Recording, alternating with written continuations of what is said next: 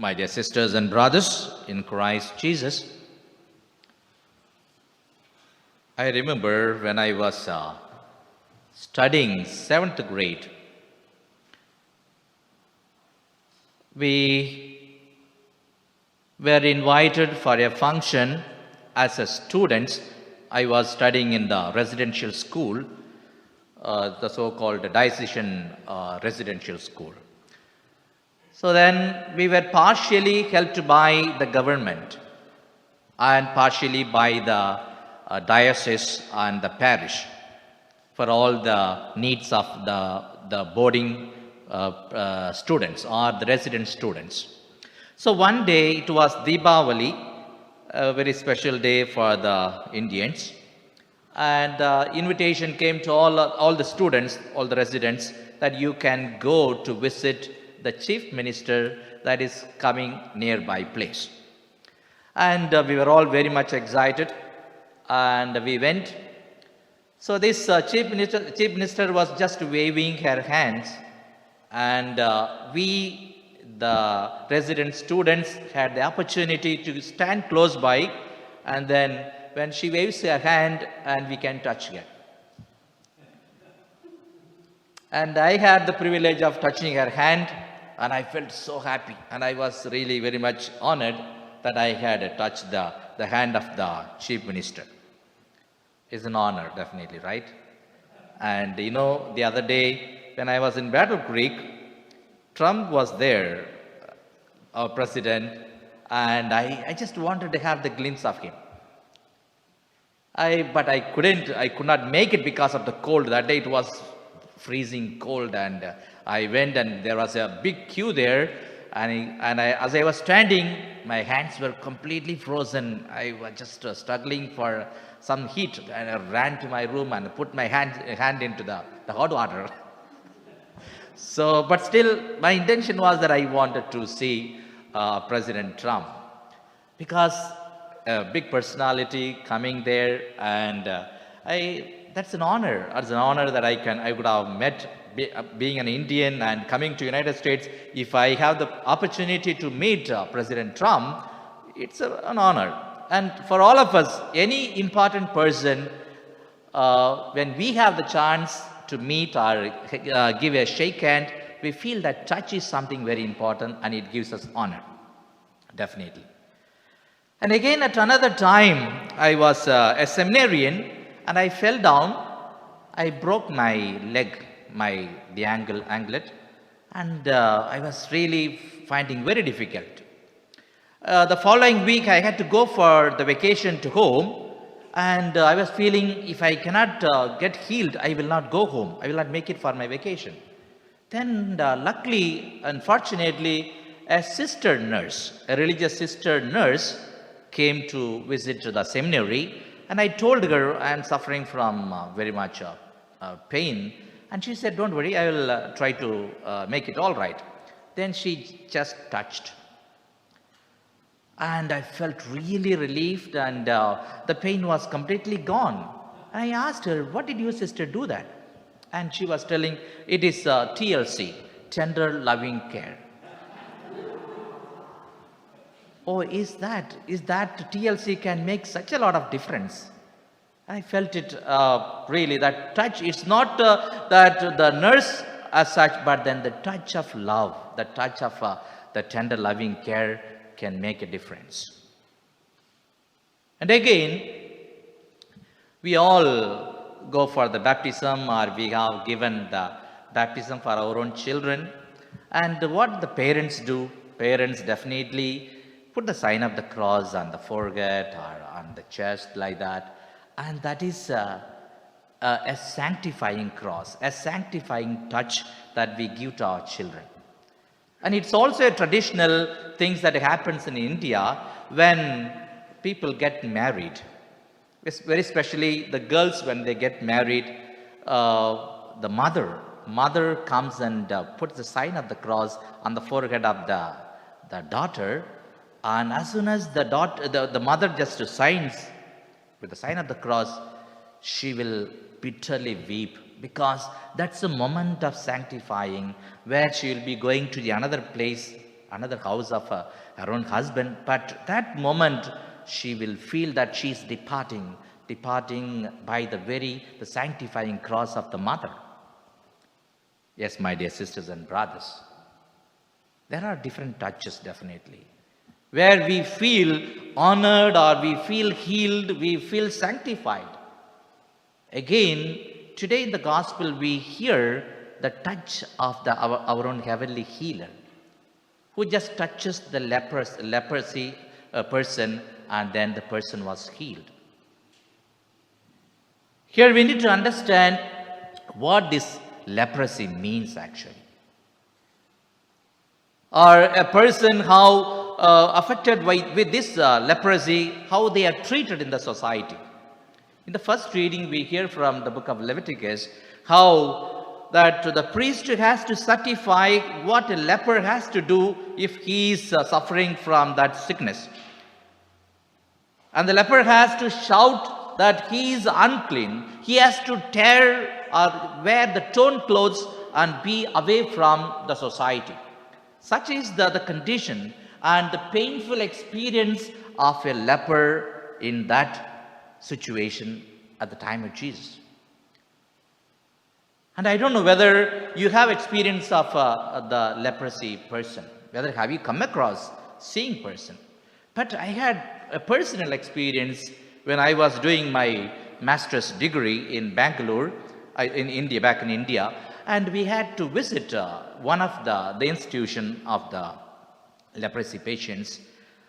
It's really amazing, or even it's a horrifying sight to see the lepers. Sometimes there won't be half hand only will be there because it's been almost eaten up, and they'll be tying with the clothes, all that. Very, very horrifying sight, because painful experience they go through every day and night. They will suffer with the pain of the wounds. And when I felt, my gosh, I am so blessed because I'm so healthy. And almost 60, 70 of them were just in a hall with all this leprosy. And again, Mother Teresa was known for this one. Mother Teresa of Calcutta was known for such a person who just went out with love, treating all those people affected with leprosy. She would just take them into her hands and just feel that they are her own children. Now it happened that one day she was cleaning the wounds of the leper, and a gentleman just came and asked her, "Mother, how would you do such a filthy work? If you give me millions of dollars, I would never do that. Because it's so unclean and it is not so pleasant to touch that wounds. How can you do this one?" And then Mother Teresa just replied to him, "Yes, gentleman, I would never do the work even if you give me $200 million. I know that this is so filthy, but still I do it for the love of Christ. I see Christ in that person who is though possessed or struck with that sickness. I see God in him." And that is what the love probed Mother Teresa to go about and give all her love to those people who are stuck with this leprosy. Imagine if this is the condition now, what could have been the condition at the time of Jesus before 2000 years? The medicine was not advanced. And people have taken in different turns. If you have leprosy, you are stuck because of your own sins and because of the sins of your own parents. And they are labeled. They just segregated, set apart from the society. You are not part of the society. The painful experience that the persons were going through.